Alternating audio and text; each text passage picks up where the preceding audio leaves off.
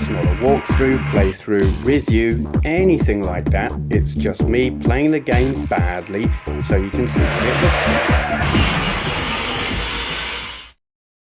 like. Okay then, this is Pac-Man on the Colecovision. Yay. I like Pac-Man, I'm terrible at it. Obviously, this is from the same era as Pac-Man on the 2600, which you will know is not a very good version of the game. Oh god. 2600 Pac-Man is actually a fun game. It's just a bloody awful port of the arcade game. It's very far from being authentic. This visually looks a lot more like the real thing. It's perfectly respectable, and given the hardware, the era that this hardware was made in. Oh! This is very decent. Come here, you. And you. And... oh no. I'm a chicken, I'm not going to risk it. I won't risk it for a Swisskit. Do you remember that advert? Maybe not. Some kind of chocolate wafer bar. And that was the slogan. Would you risk it for a Swisskit? They were meant to be Swiss. Swiss... oh, you Burke. Swiss chocolate wafer bar. You learn something every day if you didn't remember that, if you're not an old git like me. It was my birthday about a month ago actually. I'm 49. How the bloody hell did that happen? But being such an old git, you remember adverts like that. Come here, little ghosty geezers, I'm going to eat you. We're going to save the last dot and chomp on a ghost.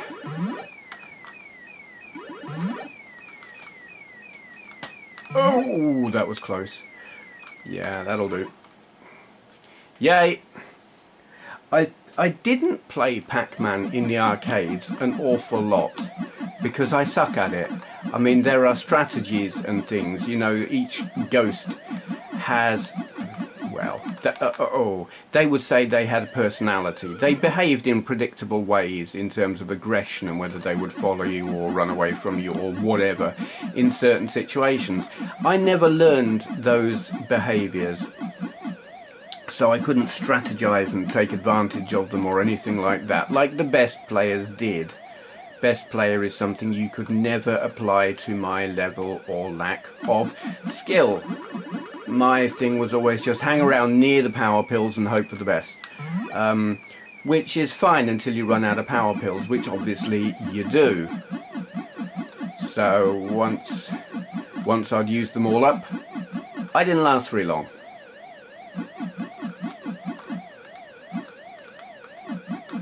That wasn't really the best move, but whatever. Come here, ghosty. Oh, got him. It's always dangerous doing that. It's like, oh, who's going to... oh God. You don't know who's going to run out of oomph first or regain their oomph. Will you eat the ghost before he stops? Come here. Got him. Oh, danger, danger. There we go. Obviously I have this set on easy. I should have been dead long ago. I certainly wouldn't have got this far in the arcade game. Like the proper... he got big. You didn't get that on the Atari 2600. You didn't even get a proper Pac-Man.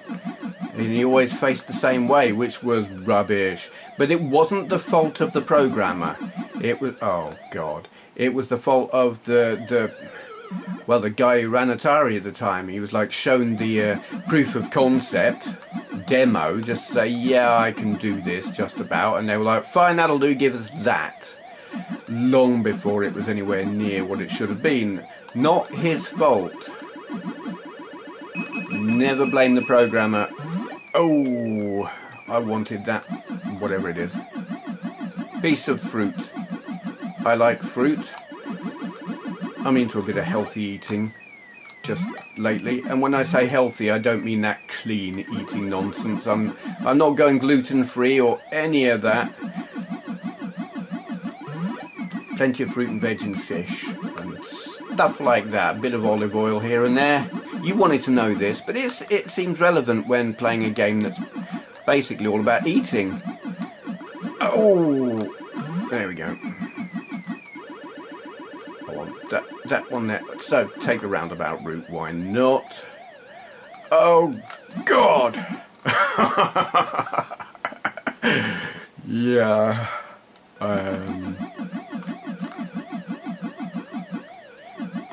It's not quite got the wacka wacka wacka sound that you want. Well, I want anyway. Oh crap! That's not what I wanted to do. There's just something about wacka wacka wacka that Pac-Man needs that, and this is not quite. It's not quite the right noise, but yeah, I'm quibbling. It's a very decent version of Pac-Man. I am enjoying this. Come here, you blue geezer. Oh, they're pissed off at me. Oh God, and I'm an idiot. They got that noise right. I do some really stupid things sometimes, like that. God. Eat him, eat that. Get one of your 5 a day at least. Pac-Man cares about his 5 a day. 5 ghosts a day, probably. Oh boy. No! Up! Oh God! There.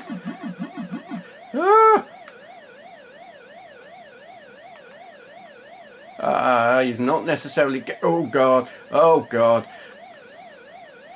He's not necessarily going where I want him to go. I want him up. There we go.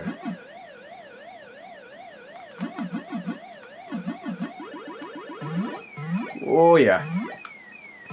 Gotcha. Now, where? There. Oh no! I am that crap. I would have. I'm gonna stop in a minute. I don't know. I'm gonna lose all my last life in a minute anyway, so it doesn't matter. Ooh. Come on, can we? No, we can't. That's a shame. That last, oh God, it the only time I've ever eaten all 4 ghosts ever in my entire life, because I'm not very good at it. Yeah, that's fun. That's a really good version of Pac-Man. It's on the Colecovision. I like it. Okay, thank you for watching. Hello, today's Q&A question is from Pro Delboy, link to his channel down there. He asks, for Q&A, what is your favourite aftermarket joystick, not shipped with the system? And which do you prefer using for most retro gaming, i.e. arcade sticks, joystick, flight style stick, and or some other type? Cheers, Steve. Okay, aftermarket joystick. Honestly, I haven't got a favourite.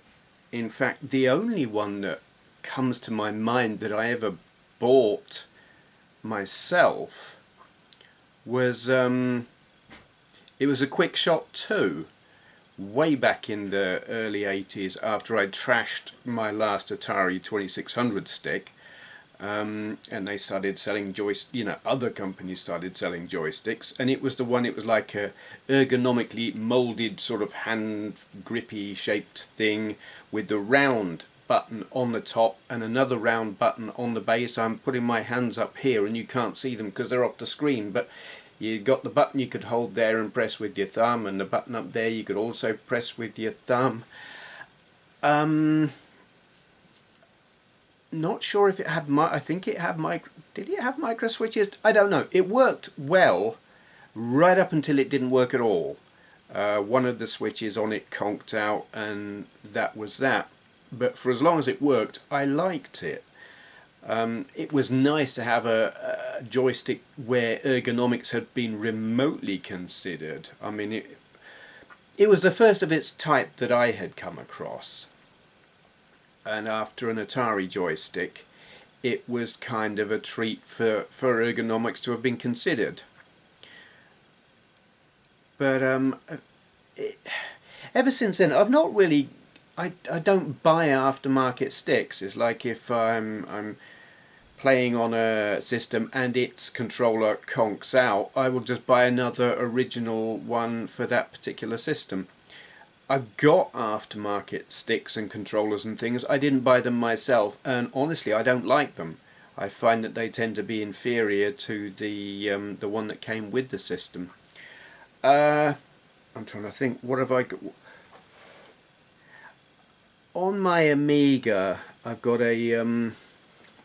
I can think of an aftermarket thing that is marginally better than the original, and that's the CD32 controller. Because that's rubbish. Excuse me, it's down here what I'm looking for. I'm trying, because I can't remember the name of it.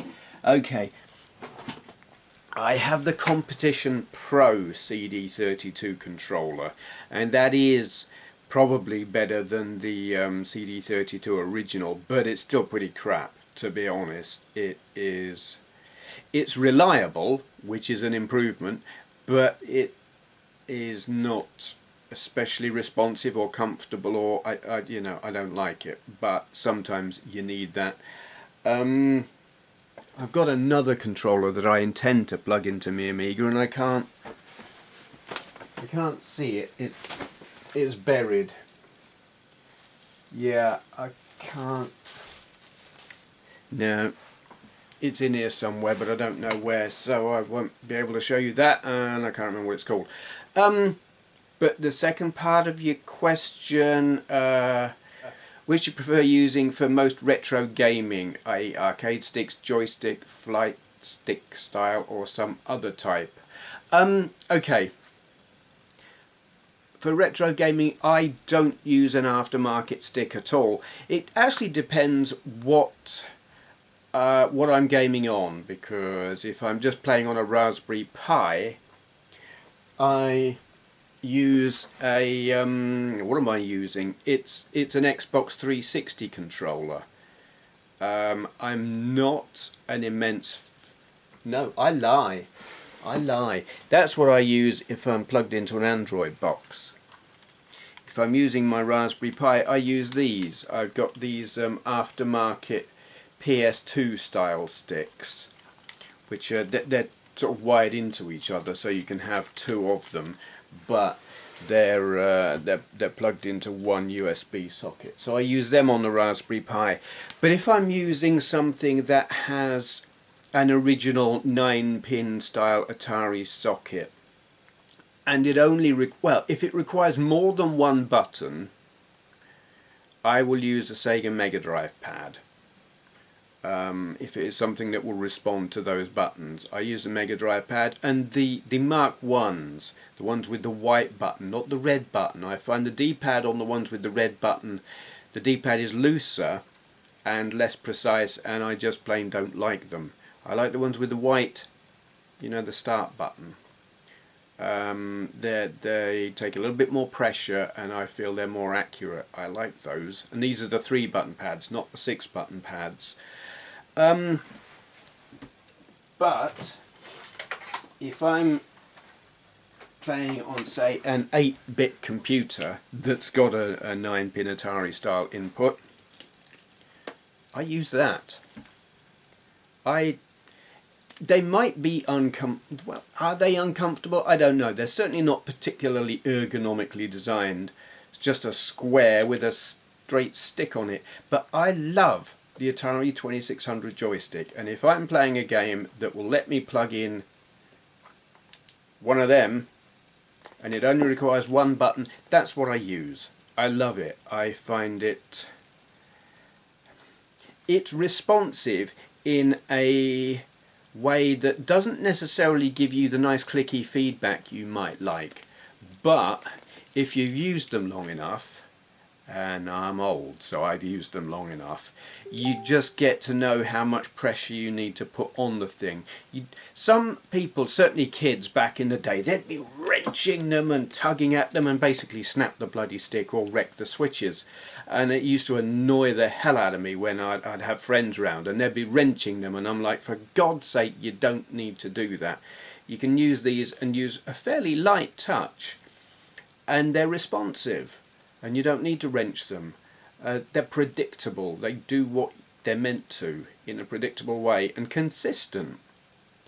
Some sticks, like PS2 pads, I find can be inconsistent if they've been badly treated. But you treat them right and they'll treat you right. And this one is the one. I've got quite a few stashed away. I don't know how many are still in the loft at Andrea's place. I had a bag full of the original micro switched ones, and I'm not sure if I brought them with me or if they're still there. But I actually like the ones post micro switch. Having said that, I don't dare use the ones with the micro switches because they came with the heavy sixer. They're kind of, I want to keep them in pristine, or as near as, damn it, given they're 40 years old, condition. Yeah, but Atari joysticks, that's my favourite for retro gaming. Okay, that I hope answers your question. Maybe not so much on the aftermarket thing, if that was what you were looking for that part of the question, but meh. Yeah, so anyone else who's got a question that they would like answering in a video like this, just leave a comment down there to ask your question. Begin your question with 4 Q&A, so I know not to just answer it in the comments. Okay, thank you for watching. It says here Benway offers his thanks to those who subscribe to his Patreon account thing. Is that what he needs?